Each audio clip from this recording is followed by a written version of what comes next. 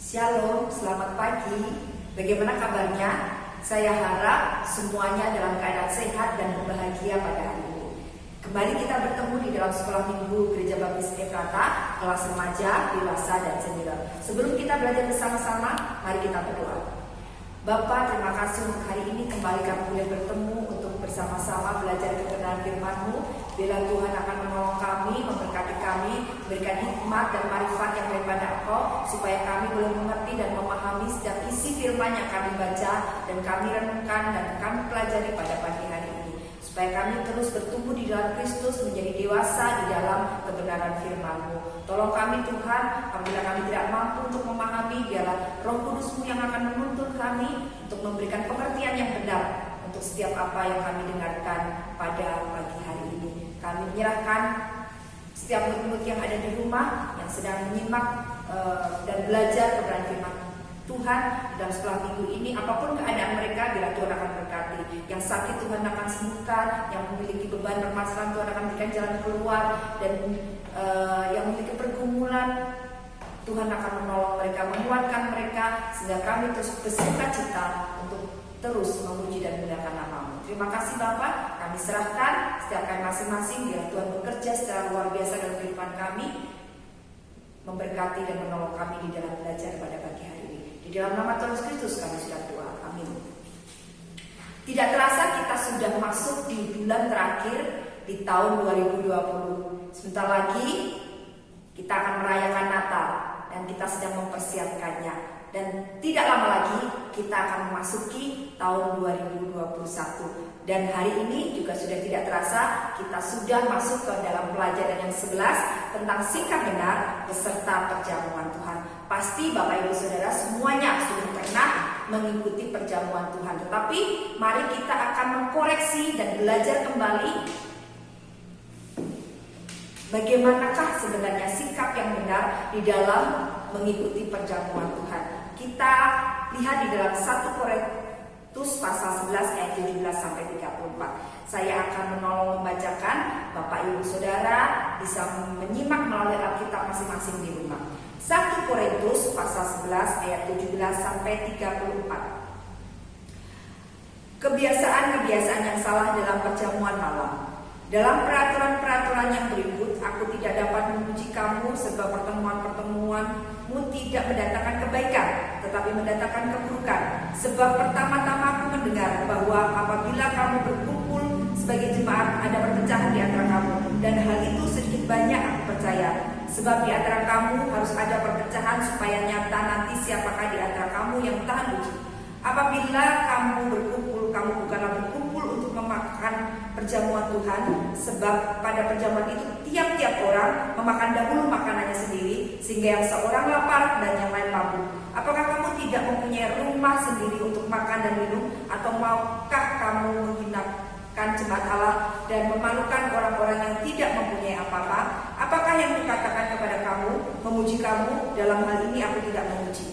Sebab apa yang telah kuteruskan kepadamu telah aku terima dari Tuhan, yaitu bahwa Tuhan Yesus pada malam waktu Ia diserahkan mengambil roti, dan sudah itu Ia mengucap syukur atasnya, Ia memecah-mecahkannya dan berkata, inilah tubuhku yang diserahkan bagi kamu, perbuatlah ini menjadi peringatan akan aku. Demikian juga Ia mengambil cawan sudah makan lalu berkata, cawan ini adalah perjanjian baru yang dimeteraikan oleh darahku. Perbuatlah ini setiap kali kamu meminumnya menjadi peringatan akan aku. Sebab setiap kali kamu makan roti ini dan minum cawan ini, kamu memberitakan kematian Tuhan sampai Ia datang.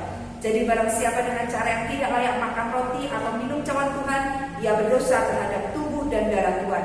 Karena itu hendaklah tiap-tiap orang memuji dirinya sendiri, dan baru sesudah itu ia makan roti dan minum dari cawan itu.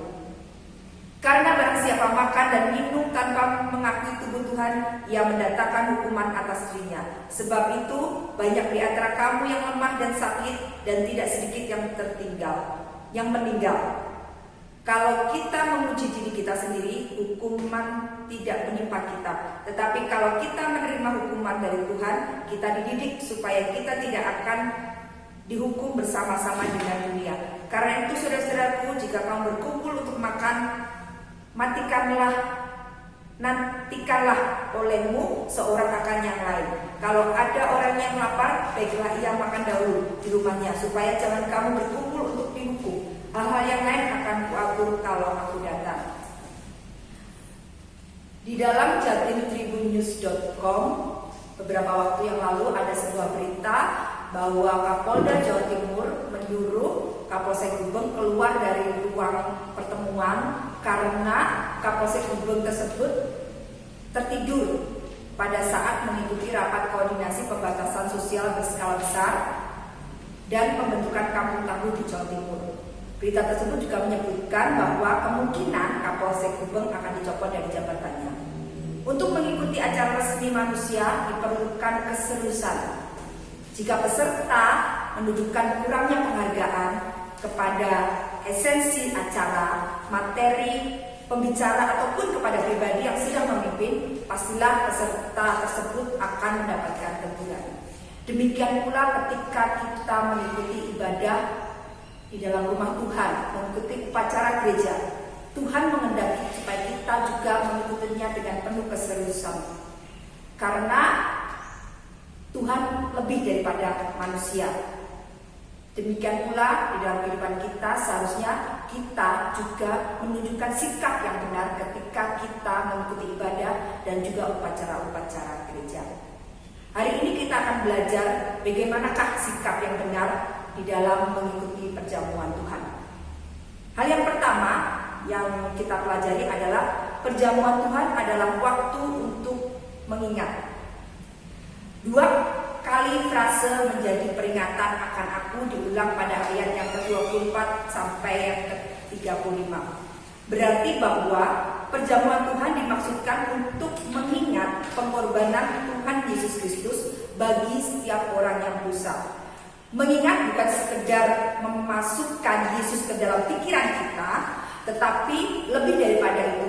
Mengingat berarti menghayati dengan menghidupkan kembali ingatan akan kehidupan, penyaliban dan kematian Yesus di dalam kehidupan kita.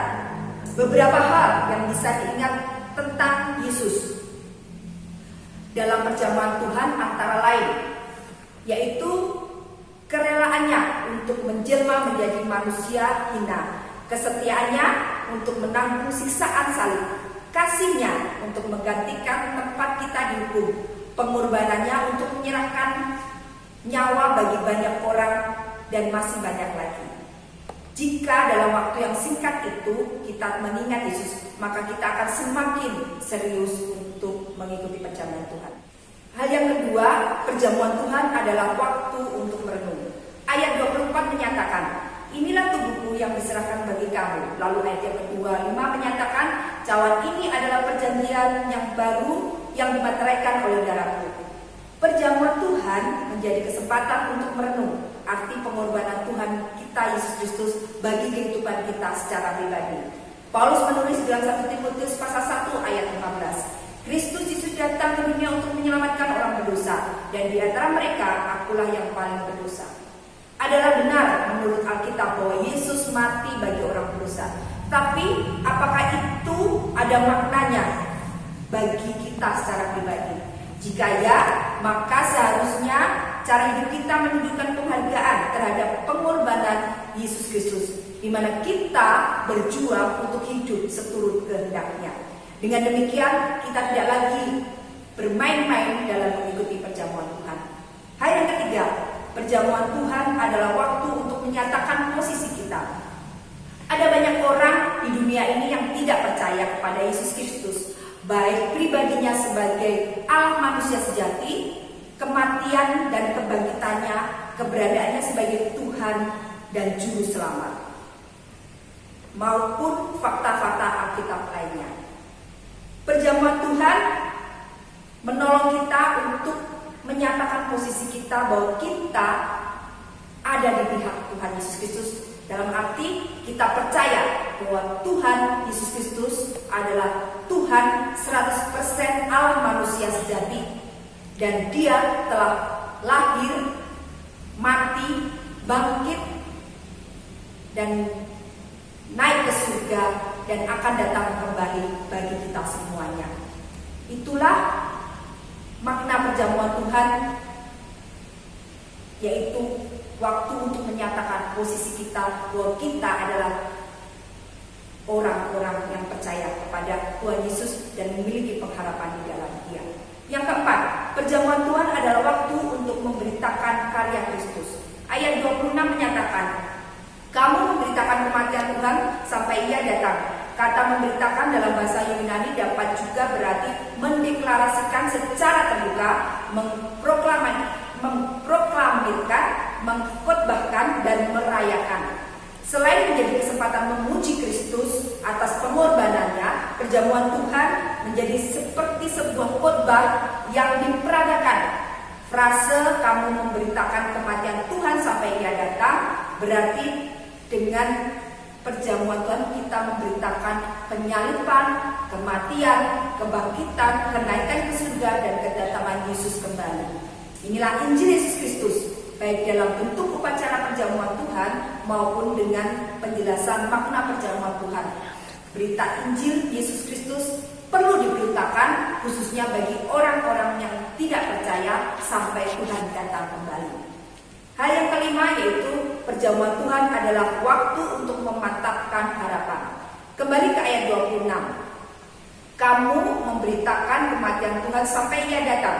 Anak kalimat ini menunjukkan bahwa perjamuan Tuhan menjadi saat kita mengarahkan hidup kita kepada pengharapan bahwa suatu saat nanti Yesus Kristus akan datang kembali. Sekarang Ia duduk di sebelah kanan Allah Bapa di surga dan menjadi juru syafaat bagi orang percaya. Di dalam Ibrani pasal 7 ayat yang ke-25 disebutkan bahwa Dia adalah pengantara kita kepada Allah Bapa. Namun Ia telah berjanji bahwa Ia akan datang kembali untuk menjemput orang percaya. Di dalam Yohanes 14 ayat 1 sampai 3, 1 Tesalonika 4 ayat 16 sampai 18. Perjamuan Tuhan harus dijalankan dengan sikap yang benar, karena upacara itu akan semakin memantapkan harapan kita.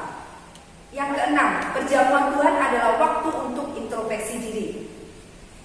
Peringatannya di ayat 27. Jadi barang siapa dengan cara yang tidak layak makan roti atau minum cawan Tuhan, ia berdosa terhadap tubuh dan darah Tuhan. Paulus meminta mereka menguji diri sendiri sebelum mengikuti perjamuan Tuhan. Lalu, apakah yang akan dievaluasi? Yang pertama adalah, apakah kita mengakui tubuh Tuhan? Terdapat pada ayat yang ke-29. Artinya, percaya kepada pengorbanan tubuh dan darah Tuhan Yesus Kristus yang sudah dicurahkan untuk menyelamatkan dosa-dosa kita.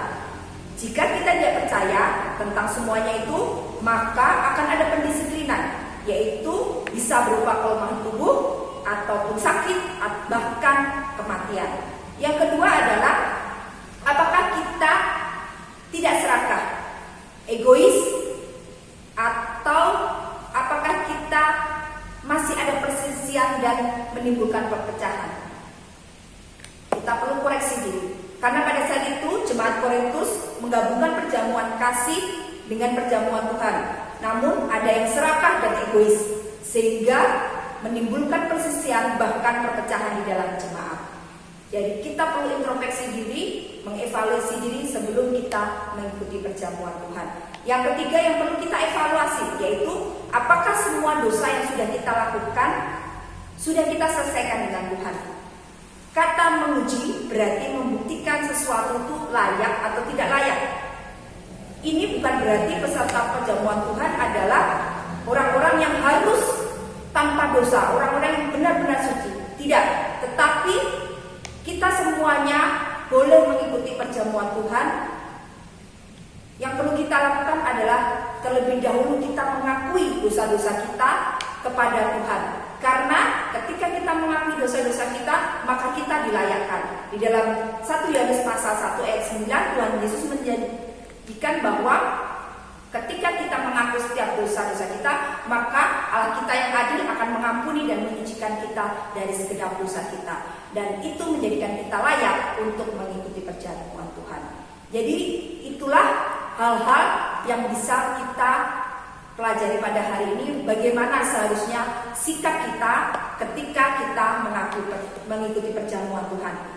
Kita akan mengingat kembali yang pertama, perjamuan Tuhan, waktu untuk mengingat pengorbanan Tuhan Yesus. Lalu perjamuan Tuhan adalah waktu untuk merenung makna pengorbanan Tuhan Yesus bagi kehidupan kita secara pribadi, sehingga kita bisa semakin lebih lagi mengasihi dan memberikan yang terbaik buat Dia. Lalu yang ketiga adalah perjamuan Tuhan adalah waktu untuk menyatakan posisi kita, bahwa kita adalah benar-benar orang yang percaya kepada Tuhan Yesus Kristus. Lalu perjamuan Tuhan adalah waktu untuk memberitakan karya Kristus. Melalui perjamuan Tuhan, kita bersaksi kepada orang yang belum percaya bahwa Tuhan Yesus Kristus telah benar-benar mati di atas kayu salib, mengorbankan tubuh dan darahnya untuk menyelamatkan setiap orang berdosa. Yang kelima, perjamuan Tuhan adalah waktu untuk menetapkan harapan.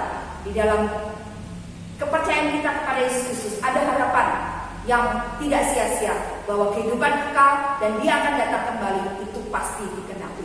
Yang keenam adalah perjamuan Tuhan adalah waktu untuk mengintrospeksi diri. Bagaimana kita mengevaluasi diri kita ketika kita akan mengikuti perjamuan Tuhan, sehingga kita layak untuk mengikuti perjamuan Tuhan. Itu pelajaran yang kita pelajari hari ini, ya kita semakin mengerti dan memahami bagaimana sikap di dalam mengikuti perjamuan Tuhan, sehingga ketika kita akan mengikuti perjamuan Tuhan kembali, kita tidak lagi menganggap itu sebagai suatu hal yang biasa atau rutinitas, tetapi kita mempersiapkan dengan benar-benar, dengan sungguh-sungguh, dengan hormat akan Tuhan untuk mengikuti perjamuan Tuhan. Kita akan menutup sekolah minggu kita pada pagi hari ini dengan berdoa bersama-sama. Bapa, terima kasih kami boleh belajar kebenaran firman-Mu, bagaimana kami harus bersikap ketika kami menjadi peserta perjamuan Tuhan. Ajarkan kami Tuhan untuk terus melakukan yang terbaik ketika kami melakukan perjamuan Tuhan. Ajarkan kami untuk serius untuk mengikuti perjamuan Tuhan. Jikalau pada waktu-waktu yang lalu ketika kami mengikuti perjamuan Tuhan ada hal-hal yang tidak berkenan, yang telah tidak sesuai juga dengan apa yang Kau rindukan dalam kehidupan kami, biarlah Kau mengampuni kami. Tapi biarlah kami semakin lebih lagi belajar untuk sungguh-sungguh, untuk serius, untuk bersikap benar di dalam mengikuti perjamuan Tuhan. Terima kasih Bapak, kami serahkan setiap kami yang belajar pada pagi hari ini. Biarlah Tuhan berkati setiap kami, dan Tuhan akan menyertai dan menolong dimanapun kami berada. Jadikan kami berkat dan kesaksian di mana Tuhan menempatkan kami, terkhusus di masa-masa sulit seperti ini. Biarlah kami boleh berbagi berkat bagi orang-orang di sekitar kami. Pakai kami Tuhan menjadi alat-Mu untuk mengabarkan Injil di mana Tuhan tempatkan kami. Dan terima kasih untuk firman Tuhan hari ini. Biarlah kami boleh semakin lagi bertumbuh di dalam Kristus, menjadi pribadi yang dewasa, yang sungguh-sungguh mengasihi dan menghormati Engkau di dalam kehidupan kami. Terima kasih Bapa, di dalam nama Tuhan Yesus kami sudah berdoa. Amin. Selamat pagi, Tuhan Yesus memberkati.